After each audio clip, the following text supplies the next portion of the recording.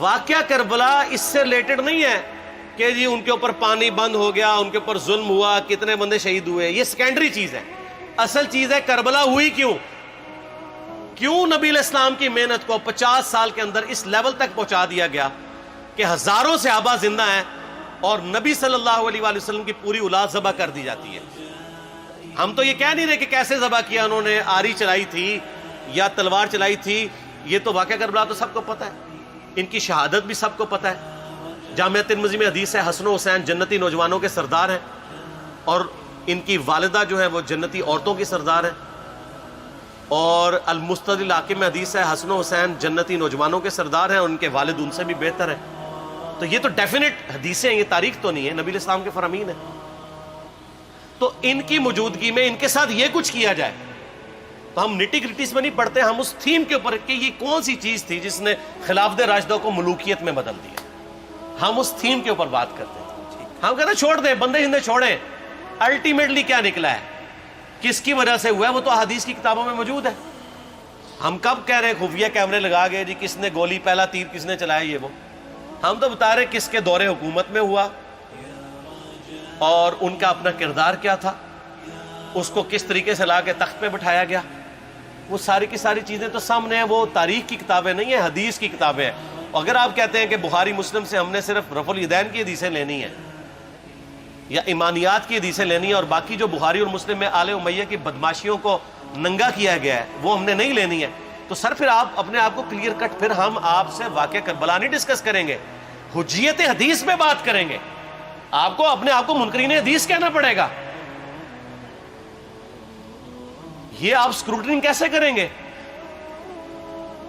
اس سے بڑی بات مجھے یہ بتائیں کہ عظمت صحابہ بڑی چیز ہے یا عظمت محمد رسول اللہ صلی اللہ علیہ وآلہ وسلم؟ تو بریلوی یہی تو رونا رو رہے ہیں، وہ کہہ رہے ہیں جی قرآن میں تھوڑی آیات ہیں. آپ پھر مڑ مڑ کے پڑھتے ہیں قل انما انا بشر مثلکم، اس میں تو نبی علیہ السلام کی تنقیص ہو رہی ہے.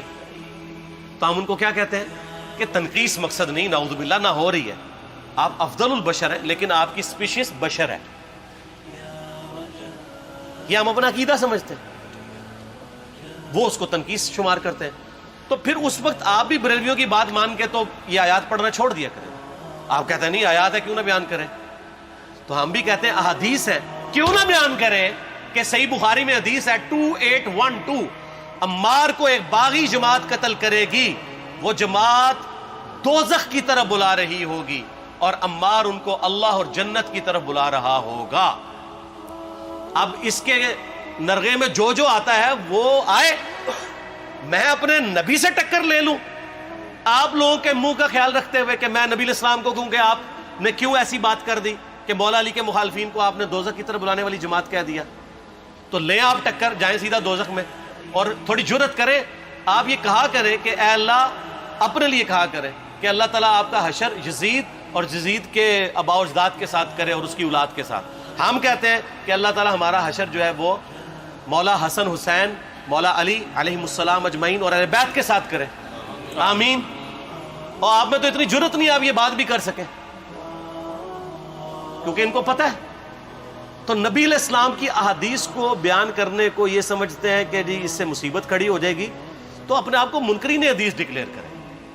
پھر حجیت حدیث کا مقدمہ ڈسکس ہوگا، پھر کربلا نہیں ڈسکس ہوگی. اور یہ ٹی وی پہ بھی آ کے مولوی بیٹھے ہوتے ہیں، سنیوں کے بھی شیعوں کے بھی، مڑ مڑ کے جی وہ یزید نے یہ کر دیا. وہ یزید نے کیا کیا ہے یار؟ وہ تو سسٹم کا نمائندہ بن کے آیا جو پیچھے سے خراب تھا. یزید کو لے کے بیٹھے ہیں، یزید یزید یزید یزید. بھائی پیچھے سے معاملہ خراب ہوا. اگر نہیں یقین آتا تو یہ بخاری مسلم کی میں نے آلموسٹ 200 سے زیادہ حدیث مین اسٹریم کی کتابوں سے اکثر بخاری مسلم جمع کیے، پڑھے. اور سر میں نے تو ان کو چیلنج دیا ہے، یہ حدیثیں پڑھ کے نا اپنے ممبروں سے صرف ان حدیثوں کی تشریح اپنی پبلک کے سامنے کر دیں. نہیں کر سکتے تو وہ لعنت کے مستحق تو ہو رہے ہیں حق چھپا کے، اور قیامت دن کے منہ پہ لگام ڈالیے. اور پھر مڑ مڑ کے کہتے ہیں نہیں جی وہ کچھ چیزیں خاص ہوتی ہیں وہ عوام الناس کے سامنے نہیں کرنی چاہیے. وہ صحابہ کرام بھی بعض اوقات ایسی باتیں پبلکلی نہیں کرتے تھے. میں نے اس کے اوپر بڑا ایک میرا کلپ ہے یوٹیوب پہ، مولا علی سے متعلق 5 جھوٹ، تو میں نے کافی ساری چیزیں اس میں ڈسکس کی ہیں. لیکن میں یہ کہتا ہوں کہ اللہ کے بندو، جو چیزیں نبی علیہ السلام نے منع کی ہیں بیان کرنے سے وہ تو ہم ڈسکس کر بھی نہیں رہے. میں نے آج تک آپ کو منافقین کے نام بتائے؟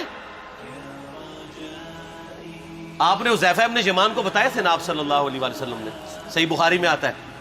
تو میں نے آپ کو بتایا, آپ رازدار رسول تھے, وہ ختم ہوگی بات. میں نے کبھی ڈسکس کی ہے؟ اگرچہ میں نے صحیح مسلم کی حدیث 7035 نمبر ڈسکس کی ہے کہ نبی علیہ السلام نے فرمایا میرے صحابہ میں 12 منافق ہیں, وہ کبھی بھی جنت میں داخل نہیں ہوں گے یہاں تک کہ سوئی کی ناکے سے اونٹ نہ گزر جائے, اور ان میں سے 8 ایسا ہے جس کی کمر پہ دوبیلا پھوڑا نکلے گا. میں نے آج تک آپ کو بتایا کہ کس کس کی کمر پہ دوبیلا پھوڑا نکلا اور اس کی موت اسی پھوڑے میں ہوئی ہے؟ بتایا؟ تو میں تو وہ چیزیں ڈسکس بھی نہیں کر رہا, میں وہ چیزیں ڈسکس کر رہا ہوں جو نبی علیہ السلام نے علامات النبوہ میں بتائی ہیں. یہ امام بخاری حدیث نبوت کی دلیل کے چیپٹر میں لے کے آئے ہیں, اور امام بہقی نے 3500 احادیث پر مشتمل ایک کتاب لکھی ہے دلائل النبوہ, کہ ہم نبی صلی اللہ علیہ وسلم کو نبی کیوں مانتے ہیں, اس کے اوپر. اور اس میں یہ ساری حدیثیں عمار ابن یاسر کے قتل والی لے کے آئے ہیں,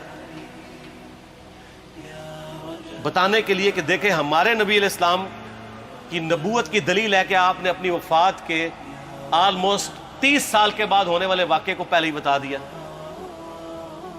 یہ حدیثیں چھپانے والی نہیں, بیان کرنے والی ہیں, علامات النبوہ کی حدیثیں. آپ کہتے ہیں چھپائیں, اگر کوئی حدیث دنیا میں نہیں چھپائی جا سکتی نا تو علامات النبوہ والی حدیث ہے, کیونکہ وہ تو نبی صلی اللہ علیہ وسلم کی نبوت کو جسٹیفائی کرتی ہے.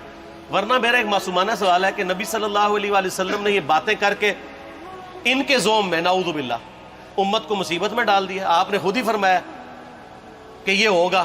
کیوں فرمایا آپ نے؟ میں تو بیان کر کے مجرم ہوں, تو جس نے مجھے خبر دی ہے ان کے بارے میں آپ کا کیا خیال ہے؟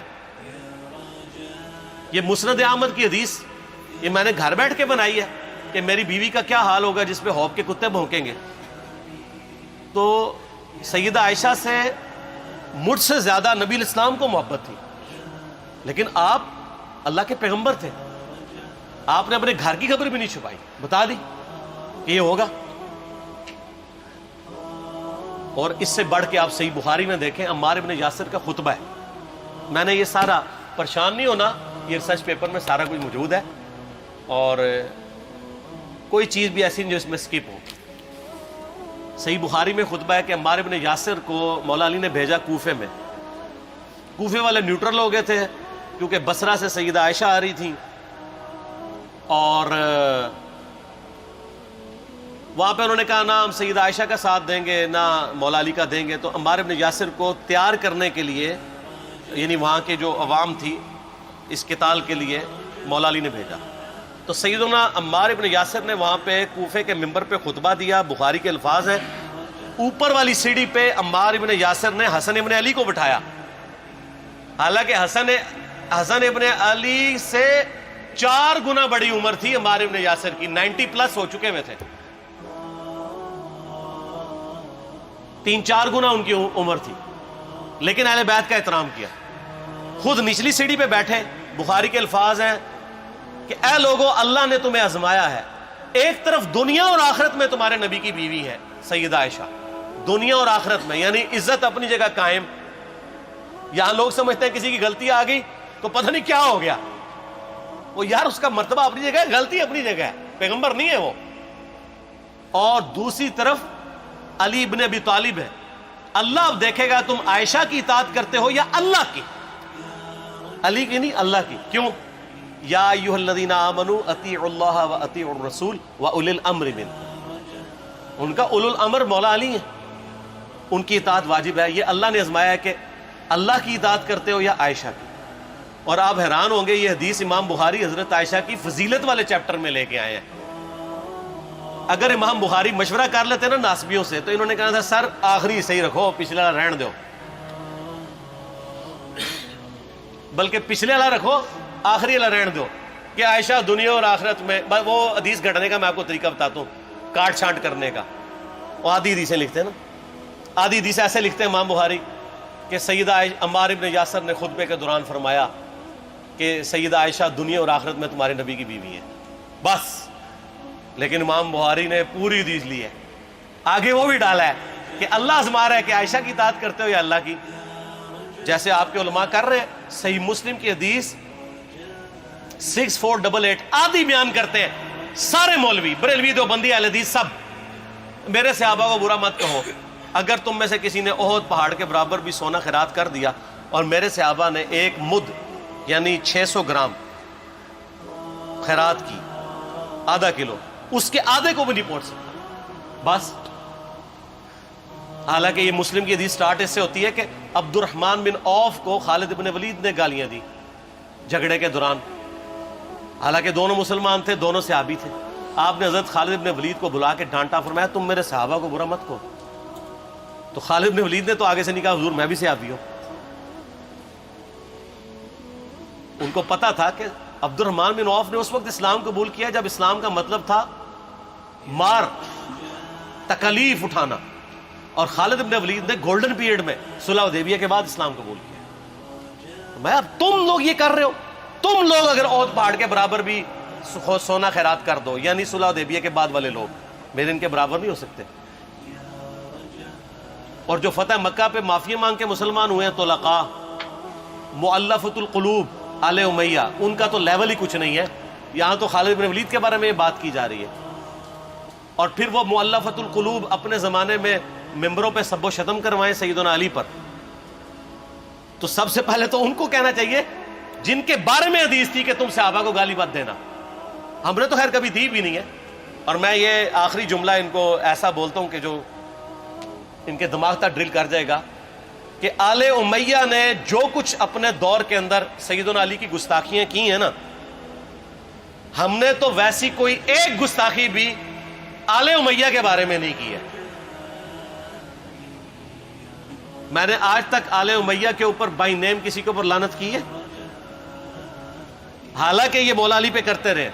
یہ ہے لعنتی خود ہو گئے نا، جب مولا علی پہ لعنت کی تو لوٹ آئی. مسند ابی یعلا میں صحیح سند کے ساتھ حدیث موجود ہے، مسند احمد میں بھی موجود ہے کہ سیدنا علی کو جس نے گالی دی اس نے رسول اللہ کو گالی دی صلی اللہ علیہ وسلم. جب ام سلمہ نے کہا تھا، شیخ زبیر صاحب نے اس کو تحکیم میں صحیح لکھا ہوا ہے فوٹ نوٹ کے اوپر، کہ لوگوں تمہارے ممبروں پر رسول اللہ کو گالیاں دی جاتی ہیں، تو انہوں نے کہا معاذ اللہ، ہم کب کہیں گے، ایسا نہیں ہو سکتا.